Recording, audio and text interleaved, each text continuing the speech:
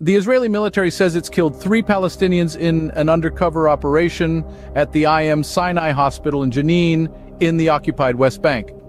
Reports say Israeli forces disguised as medical staff and Palestinian women killed members of an armed cell hiding inside. The Israeli military sources said the men were planning an imminent attack, identifying one of them as Mohammed Jaloum, who was reportedly receiving treatment following a drone strike. The Palestinian Authority confirmed that 3 people were killed at the hospital by Israeli forces. Hamas denies Israeli assertions that it uses hospitals to hide fighters.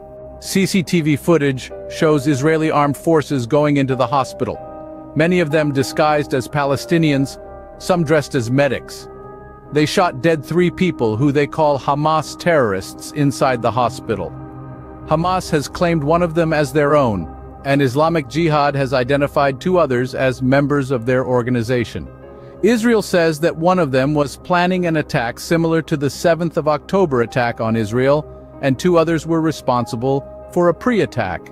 The violence in the West Bank has continued to spiral since the Gaza conflict began. It is now the worst it has been since the Second Palestinian Uprising 2 decades ago.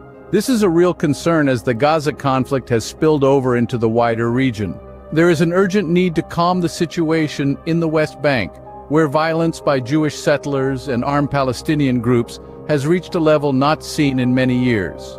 In other news, the U.S. media is reporting that the drone which killed 3 American troops in Jordan appears to have been made by Iran, a Shahed attack drone. Iran has denied involvement, but the U.S. has vowed to retaliate. The White House is considering its response to this attack, with pressure growing on President Biden to have a firm military response. The best course of action for President Biden and the White House is still